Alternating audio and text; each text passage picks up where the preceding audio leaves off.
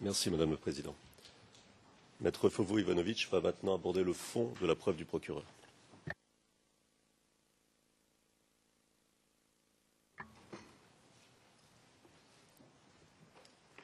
Madame le Président, Madame, Monsieur le juge, le procureur tente de faire croire que le président Gbagbo aurait été responsable d'avoir élaboré et mis en œuvre une politique visant à le maintenir par tous les moyens au pouvoir en qualité de président de la Côte d'Ivoire, notamment au travers d'attaques soutenues minutieusement planifiées, meurtrières, généralisées et systématiques, lancées contre les civils qui s'opposaient à lui et d'où auraient résulté les crimes allégués décrits dans les chefs d'accusation.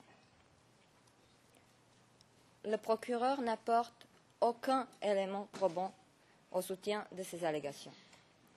Nous voudrions souligner qu'au terme de la jurisprudence constante de cette Cour, établie dans les affaires Lubanga, Katanga, Abu Garda, Mobarushimana, ainsi que dans les affaires du Kenya, les preuves fournies par le procureur à ce stade de procédure devraient donner des motifs substantiels de croire que la personne a commis chacun des crimes qui lui sont imputés. Afin de parvenir à une décision favorable à sa thèse, le procureur devrait donc fournir les preuves concrètes et tangibles montrant une direction claire dans le raisonnement supportant ces allégations spécifiques.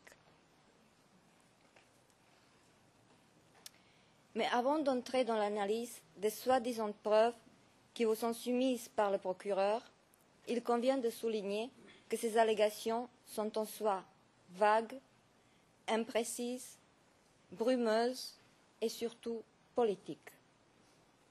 Elles le sont parce que ne s'appuyant sur aucune réalité.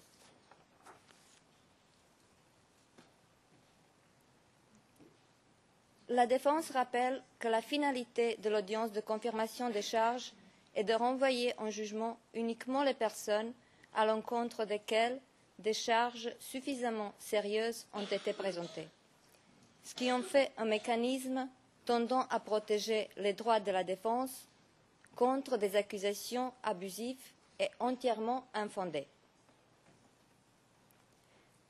Nous avons démontré que pendant toute la période en cause ici, depuis le 28 novembre 2010 jusqu'au 8 mai 2011, il y avait un conflit armé en Côte d'Ivoire. Le procureur ignore ce conflit armé et en conséquence toute sa démonstration est fondée sur une situation imaginaire qui n'a jamais existé telle que le procureur la présente. Nous avons aussi démontré que les élections ne se sont pas déroulées de la manière présentée par le procureur et que l'annonce des résultats provisoires par la commission électorale ne pouvait en aucune manière être assimilée à la proclamation de résultats de la seule compétence du Conseil constitutionnel. En partant des prémices erronées qu'il s'efforce de présenter comme des vérités incontestables, le procureur ne pouvait que produire un document flou, imprécis et ambigu. Donc, pour commencer, nous voudrions souligner les imprécisions, les incohérences et les ambiguïtés dans les charges à l'encontre du président Gbagbo, en y ajoutant des observations sur le comportement du procureur qui a failli à son devoir d'enquêter à charge et à décharge en violation de l'article 54.1 du statut de la Cour. Nous aborderons ensuite la faible qualité des éléments de preuve apportés par le procureur. Après ces remarques introductives, nous analyserons les 4 événements qui forment la partie factuelle des charges. Nous passerons ensuite à la discussion sur la responsabilité alléguée du président Gbagbo. Et dans la partie finale, nous vous démontrerons que les éléments constitutifs du crime contre l'humanité ne sont pas établis. Sur les incohérences et contradictions du document contenant les charges. Au terme de l'article 67.1a du statut, L'accusé a droit. Pardon.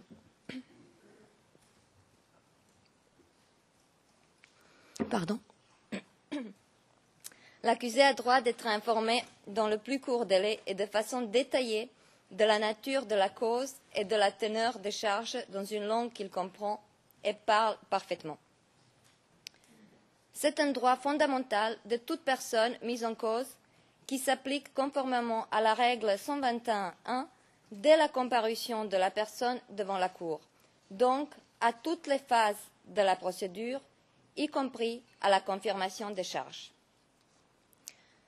La norme 52 précise que le document indiquant les charges comprend l'exposé des faits, indiquant notamment quand et où les crimes auraient été commis, fournissant une base suffisante en droit et en fait pour traduire là où les personnes en justice et comprenant les faits pertinents au regard du déclenchement de la compétence de la Cour et la qualification juridique des faits qui doit concorder tant avec les crimes prévus aux articles 6, 7 et 8 qu'avec la forme précise de participation aux 10 crimes prévus aux articles 25 et 28.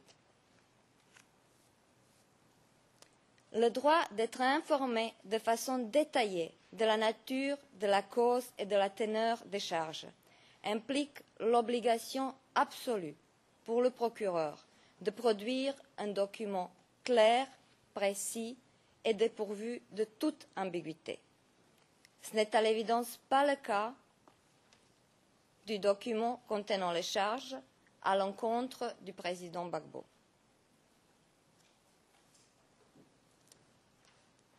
Afin de souligner les incohérences et les contradictions du document contenant les charges, nous avons choisi quelques exemples qui illustrent l'imprécision et l'ambiguïté de ce document. Le flou du document contenant les charges, cadre temporel d'abord. Commençons par le cadre temporel choisi par le procureur. Dans le paragraphe 1 du DCC, le procureur allègue que le président Gbagbo aurait conçu une politique dans une période allant de la période antérieure à novembre 2010 à son arrestation le 11 avril 2011.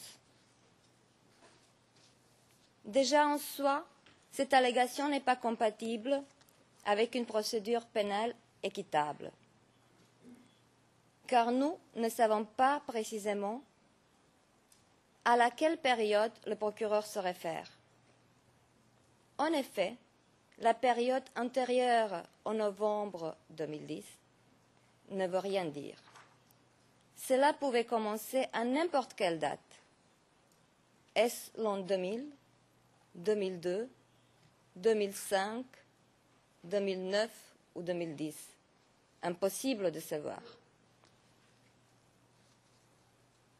Plus tard, dans le paragraphe 4 du DCC, le procureur rétrécit un peu la période ciblée en alléguant que cette politique aurait été adoptée quelque temps avant l'élection de 2010.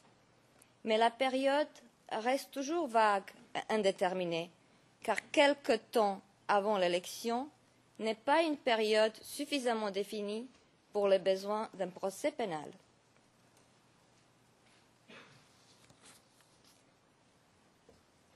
Nous avons déjà souligné, le procureur commence son exposé des faits en 2002.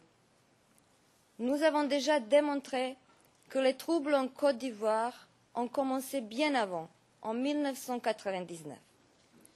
Ils sont donc antérieurs à l'arrivée du président Gbagbo au pouvoir. Nous avons aussi démontré que le procureur refuse d'examiner la réalité de l'histoire ivoirienne, refusant par là même de comprendre les causes de la crise en 2010. Oubliez pratiquement 10 ans d'histoire et répétons-le, l'histoire tragique de la Côte d'Ivoire n'aide pas à fonder des allégations solides.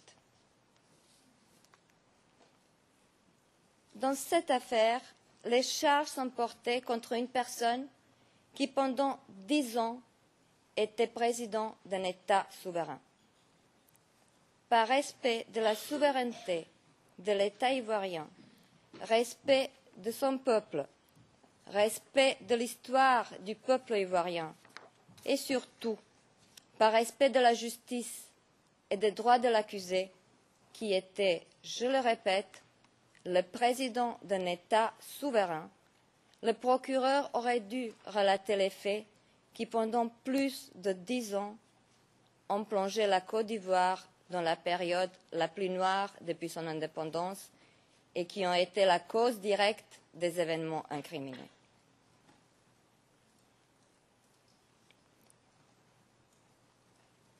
En ne choisissant que de s'attaquer au président Gbagbo, le procureur a dû occulter l'enchaînement des causes et des effets. Mais ce faisant, il a protégé ceux qui sont à l'origine des troubles. Les victimes ne sont pas identifiées. La période visée n'est pas la seule question indéterminée dans le document contenant des charges. Selon les allégations du procureur, il y aurait eu des victimes lors des 4 événements mentionnés et il y aurait des victimes lors d'autres incidents. Pourtant, aucune n'est identifiée. Les auteurs ne sont pas identifiés. Les victimes sont inconnues et les auteurs, connaissons-nous les auteurs des faits reprochés? Le président Gbagbo est mis en cause en tant que coauteur indirect. Il devrait donc y avoir des auteurs directs, ceux qui auraient physiquement commis les actes visés.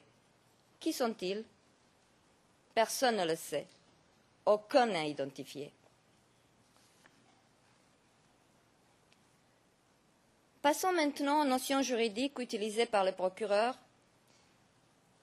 Elles sont rares dans le DCC et lorsque le procureur se réfère à l'une d'elles, il le fait de manière incompréhensible.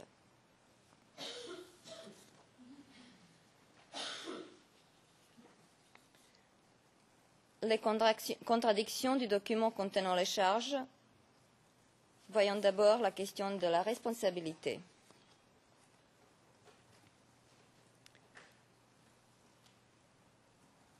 Dans le paragraphe 1 du DCC, le procureur annonce que le président Gbagbo serait responsable des crimes qui lui sont reprochés en tant que coauteur indirect, ainsi qu'il est prévu à l'article 25.3a du statut de Rome.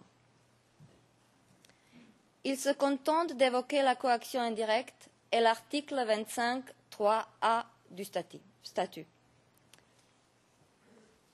Il ne mentionne aucun autre mode de responsabilité. Et puis, dans les 100 paragraphes suivants, il présente cette thèse destinée à démontrer l'application de l'article 25.3a du statut. Et lorsqu'on pense arriver à la fin du document du procureur, on se trouve subitement devant l'article 25.3d du statut. Un article que jusqu'à la page 86 du DCC n'a jamais été mentionné. Le procureur a intitulé la partie concernant l'article 25.3d du statut « Autre qualification juridique possible des faits ». Alors, nous nous demandons si le document qui nous a été transmis le 17 janvier 2013 est réellement un document contenant les charges ou un brouillon, un mémorandum interne sur lequel le procureur devait encore travailler afin de se décider quel mode de responsabilité il allait choisir. Bien entendu. Je m'excuse d'intervenir, mais je vais reprendre ce que Maître Altit a mentionné à la première audience. Il ne faut peut-être pas personnaliser le débat, Mais écoutez, on fait tous un travail ici, nous sommes tous professionnels, et il est certain que le DCC de l'accusation n'est pas un brouillon. Le qualifier de tel, je crois qu'il y a des arguments juridiques plus forts qu'on peut utiliser, mais si on veut descendre à une bataille de ruelles, je suis désolé, mais je pense qu'on perd le temps de la Chambre et celle de la Cour. Je vous remercie. Merci.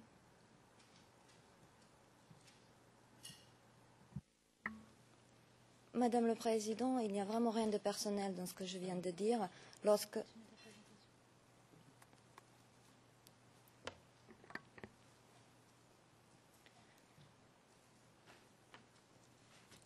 Bien entendu, dans certaines circonstances et sous certaines conditions, le procureur peut présenter des charges cumulatives ou alternatives, mais encore faut-il qu'il le précise.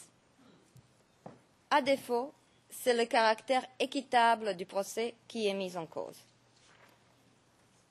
Le président Gbagbo a le droit de savoir avec précision de quoi, pourquoi et en vertu de quoi on l'accuse. Après la lecture du DCC, on n'en sait rien. Il aura fallu attendre cette audience pour que le procureur précise qu'il demande que le président Gbagbo soit renvoyé en procès sur la base de 2 modes de responsabilité. Compte rendu du 19 février, page 58. Nous y reviendrons plus tard. Autre exemple, les chefs d'accusation 4 et 8. Autre exemple de l'incohérence juridique, la manière à laquelle sont présentés les chefs d'accusation 4 et 8. La persécution constituant un crime contre l'humanité. Le procureur allègue que les crimes auraient été commis pour des motifs d'ordre politique, national, ethnique et religieux. Certes, un seul de ces motifs suffit pour constituer le crime de persécution. Si les autres éléments constitutifs de ce crime sont réunis, mais les faits reprochés à l'accusé doivent être définis avec précision et donc le motif, lorsque celui-ci est un élément constitutif du crime, doit l'être aussi.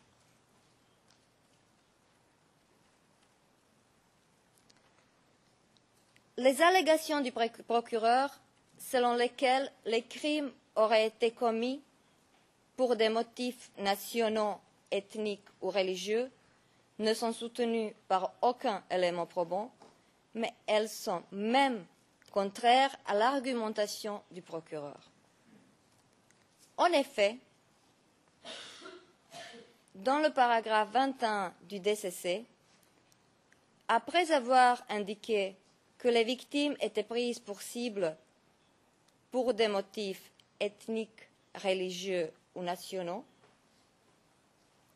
le procureur précise que les membres des groupes choisis étaient ciblés car ils étaient considérés comme des partisans d'Alassane Ouattara. Il ressort du DCC du procureur que les membres de ces groupes n'étaient pas choisis en raison de leur appartenance ethnique, nationale ou religieuse, mais uniquement en raison de leurs préférences politiques. La persécution ne devrait donc s'apprécier que sous l'angle des motifs politiques.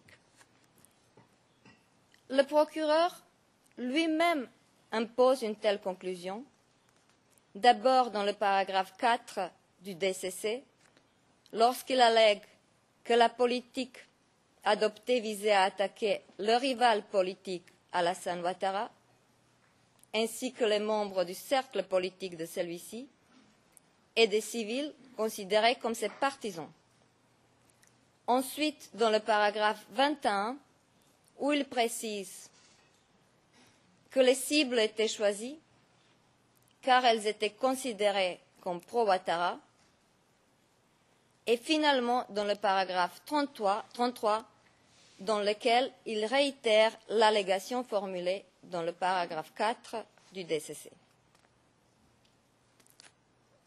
Bien entendu, nous contestons l'existence de la persécution en sa totalité, y compris la persécution liée à des motifs politiques. Et nous démontrerons ultérieurement que toute discrimination est d'ailleurs complètement étrangère au président Gbagbo, comme le reconnaissent tous les témoins de bonne foi.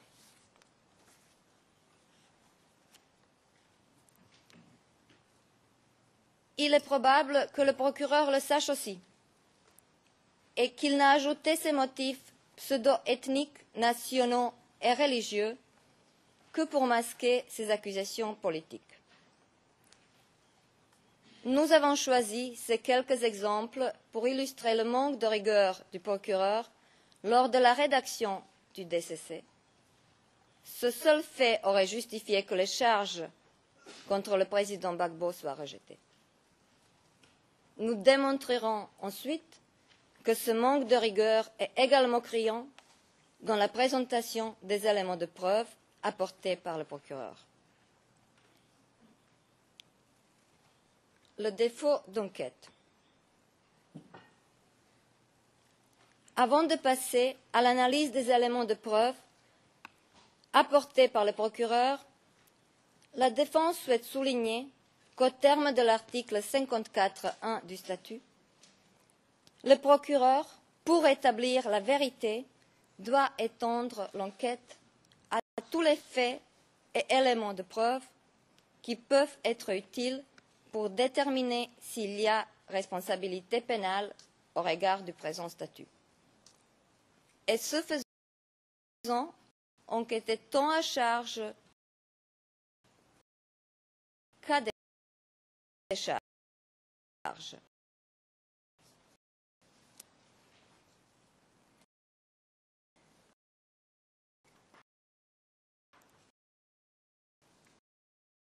Dans la présente affaire, le procureur a failli à son devoir d'enquêter à charge et à décharge.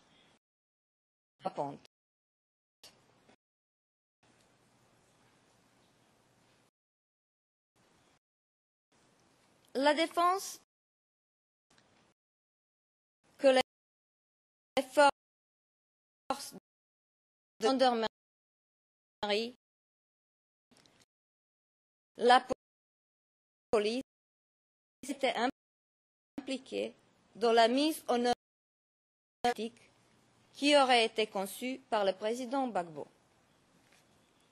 Comment se fait-il que nous ne disposions d'aucun ordre qui aurait été donné par les commandants de ces forces